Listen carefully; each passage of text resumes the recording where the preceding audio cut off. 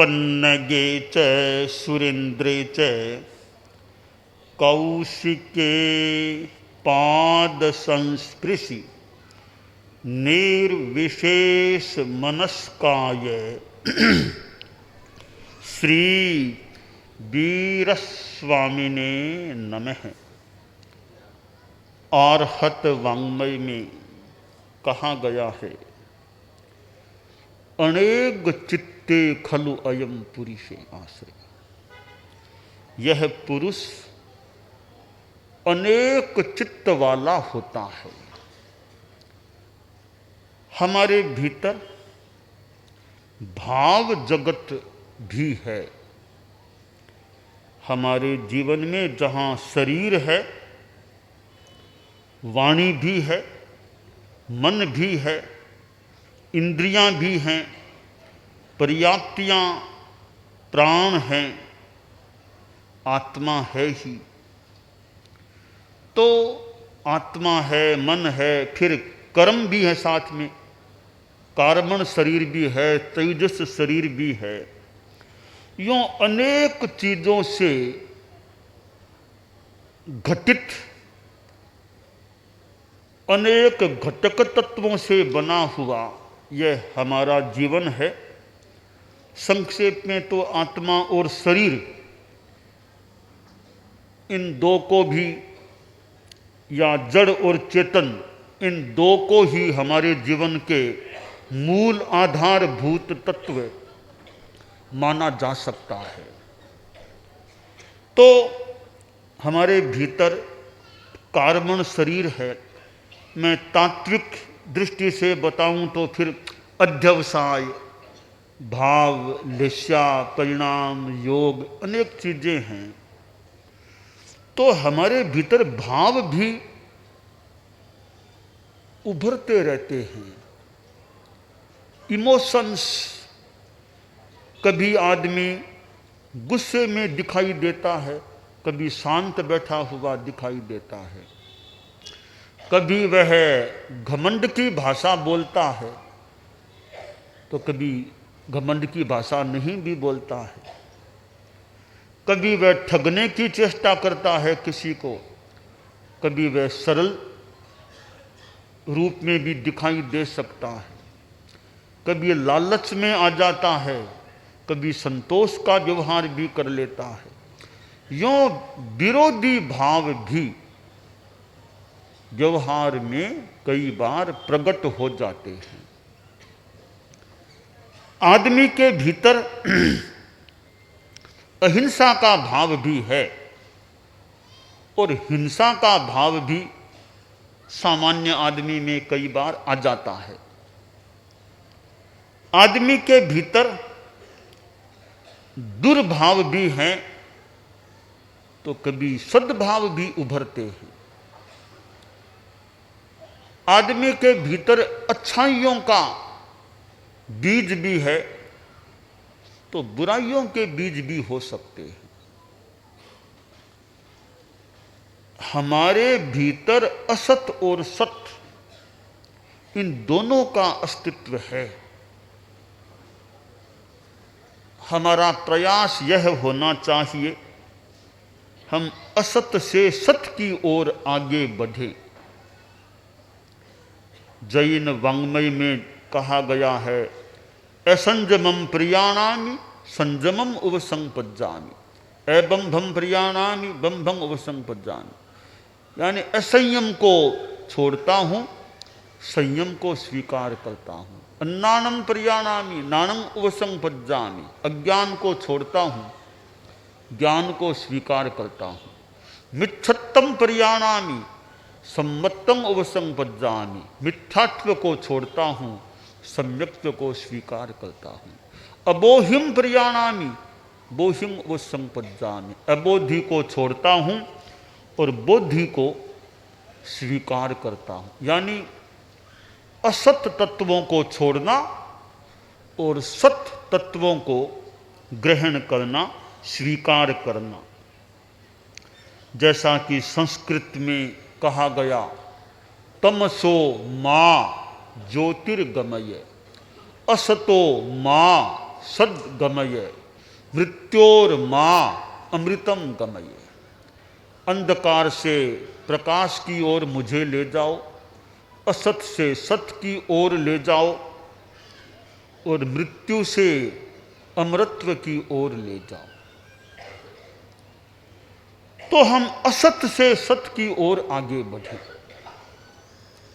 परम पूज्य आचार्य तुलसी और आचार्य महाप्रज्ञ जी ने जीवन विज्ञान की बात, मानो गुरुदेव तुलसी के आचार्य काल में जीवन विज्ञान की बात सामने आई थी। आज जीवन विज्ञान दिवस है। कार्तिक शुक्ला त्रयोदशी है। परम पूज्य आचार्य भिक्षु की तो मासिक यह महाप्रयाण तिथि भी है, उनके तो जन्म तिथि भी मासिक यह शुक्ला त्रयोदशी है। आचार्य भिक्षु का जन्म भी शुक्ला त्रयोदशी का और उनका महाप्रयाण भी शुक्ला त्रयोदशी का। दोनों की तिथि मासिक तिथि के रूप में दोनों तिथि एक शुक्ला त्रयोदशी है। भगवान महावीर का भी जन्म तो शुक्ला त्रयोदशी का ही है।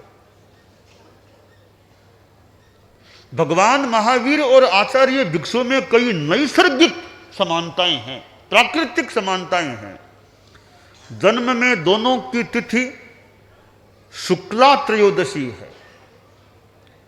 भगवान महावीर ने भी गारहस्थ में प्रवेश किया, यानी श्वेतांबर मान्यता के अनुसार उनका भी पाणिग्रहण यानी विवाह हुआ था।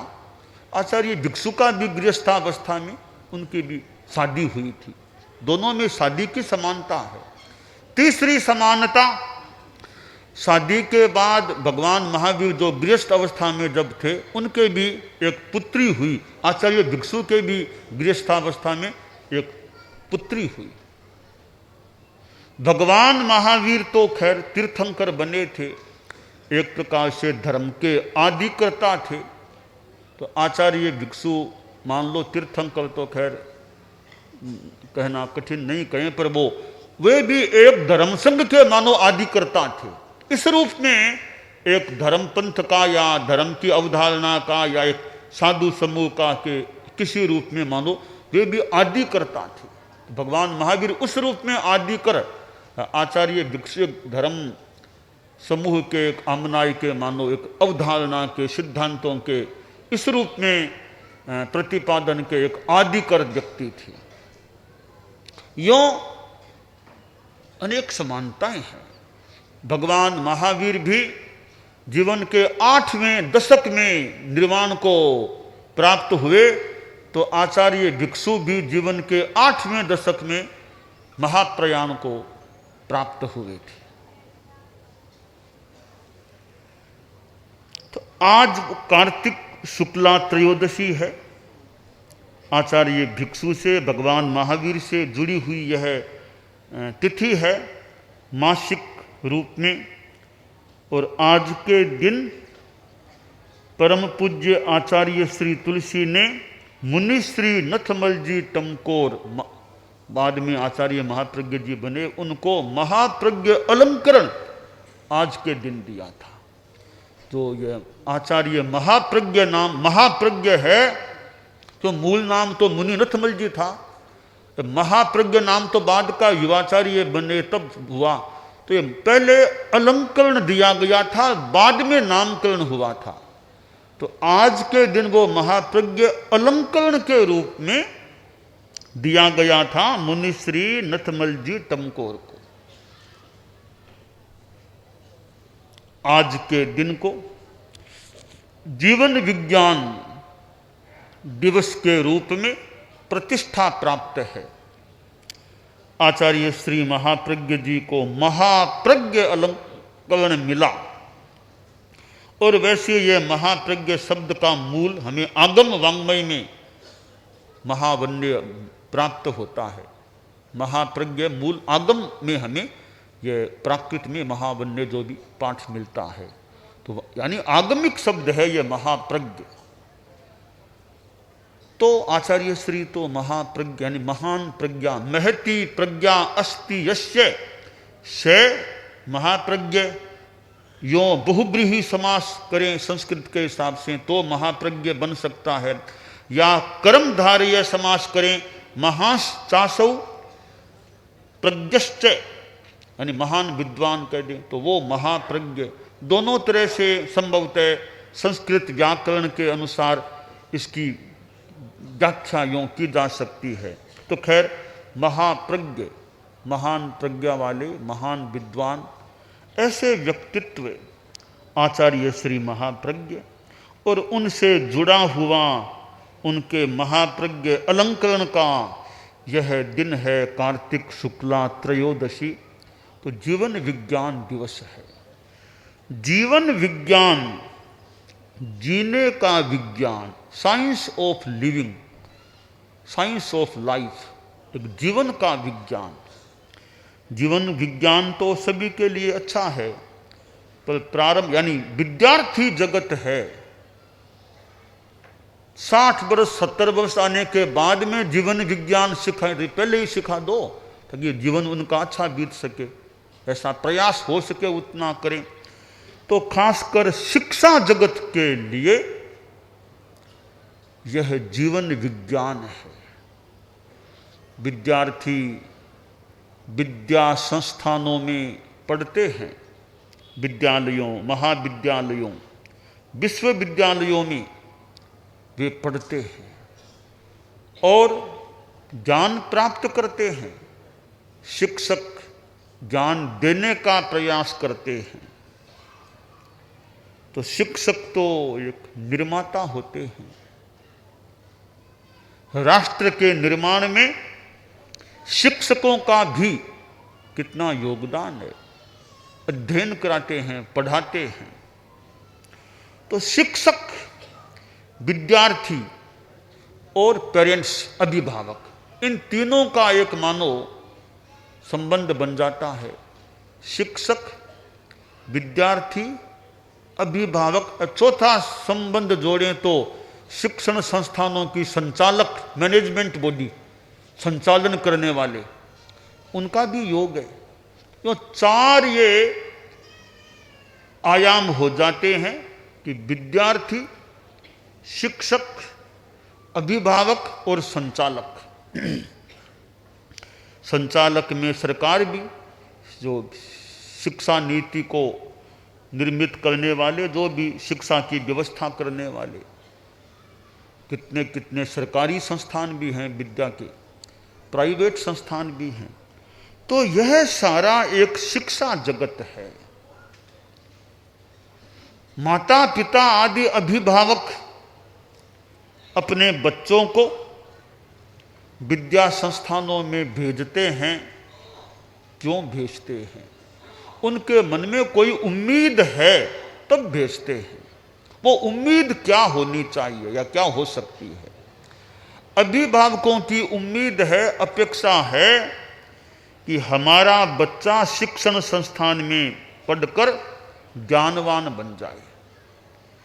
अभिभावकों की अपेक्षा है कि हमारा बच्चा इतना ज्ञानवान कि वो कमाई करने के, अर्जन के योग्य बन जाए। और यह उम्मीद भी होनी चाहिए या हो सकती है कि हमारा बच्चा अच्छे संस्कारों वाला बने। ये 3 उम्मीदें, बच्चा ज्ञानवान बने, बच्चा आत्मनिर्भर बन सके, कमाई के लायक बन सके, और बच्चा संस्कार संपन्न बन सके। ये तीनों उम्मीदें विद्या संस्थानों के द्वारा अगर पूरी की जाती है तो फिर तो अभिभावक, माता पिता माने संतुष्ट। इनमें कहीं कमी रहती है तो थोड़ी फिर कमी की बात हो सकती है। विद्या संस्थानों में भी कितना निर्माण होता है। बरसों तक विद्यार्थी विद्या संस्थान में पढ़ता है तो कितना उसका व्यक्तित्व निर्माण हो सकता है या होता है। जीवन विज्ञान बताता है कि विद्यार्थी का मानव फिजिकल डेवलपमेंट अपेक्षित है, शारीरिक विकास भी अपेक्षित है, और PT physical training, physical development हो जाए। विद्यार्थी में इंटेलेक्चुअल डेवलपमेंट, बौद्धिक विकास भी जरूरी है, ज्ञान का विकास भी जरूरी है, तो साथ में फिर मेंटल डेवलपमेंट, मानसिक विकास, और चौथी बात है इमोशनल डेवलपमेंट, भावात्मक विकास भी विद्यार्थी में हो, तब एक परिपूर्ण या एक सर्वांगीण या बहुअंगीण विकास विद्यार्थी में हो सकता है। इंटेलेक्चुअल क्वेश्चन आईक्यू, यानी आईक्यू का विकास आवश्यक है, तो फिर ईक्यू, इमोशनल क्वेश्चन, भावात्मक विकास भी विद्यार्थी में होना चाहिए। जीवन विज्ञान की मानो मूल एक आधार भूमि है कि वो एक, ये चारों विकास होते हैं, इनमें भी खास मेंटल और इमोशनल डेवलपमेंट। और तो मान लें विद्या संस्थानों में पढ़ाई भी अपने ढंग की होती होगी, शारीरिक विकास की चिंता भी होती होगी, पर यह मेंटल और इमोशनल डेवलपमेंट होता होगा, करने वाले प्रयास करते होंगे, तो यह भी हो कि एक विद्यार्थी में ज़्यादा गुस्सा नहीं रहे। बात बात में विद्यार्थी गुस्सा करता है, और तो क्या शूट करने की बात शुरू कर देता है गुस्से में आकर, तो विद्यार्थी का गुस्सा शांत रह सके, ज़्यादा गुस्सा न आए। विद्यार्थी में ऑनेस्टी, ईमानदारी का भी रुझान हो, बात बात में झूठ बोलना, चोरी कर लेना, दूसरे बच्चों की चीज़ें ले लेना, तो ये संस्कार नहीं, ईमानदारी का संस्कार विद्यार्थी में आए। विद्यार्थी में पोलाइटनेस, ये नम्रता का भी आए, उद्दंडता न करे, माँ बाप से उद्दंडता, बड़ों से उद्दंडता नहीं, पोलाइटनेस, नम्रता, विनय भी आए, तो ये अच्छे संस्कार विद्यार्थी में आए। तो ये जीवन विज्ञान एक बहुत महत्वपूर्ण एक कार्यक्रम है कि नई ये जो बाल पीढ़ी या विद्यार्थी पीढ़ी है उसमें अच्छा निर्माण हो, शिक्षकों का योगदान मिले, संचालकों का योगदान मिले, अभिभावकों का भी योगदान मिले, तो बालक और पालक सब आगे बढ़ें। तो यह जीवन विज्ञान दिवस एक प्रेरणा देने वाला बन सकता है कि जीवन विज्ञान का कार्यक्रम भी आगे बढ़े, उसका उपयोग हो, विद्यार्थी आदि अच्छे बने, यह काम्य है, मंगल कामना। दानान सिद्धम अभयपयानम सच्चे सुया अनवज्जं वयन्ति तवेशुया उत्तम बंभचेरम लोगुत्तमे समणेनाय पुत्र।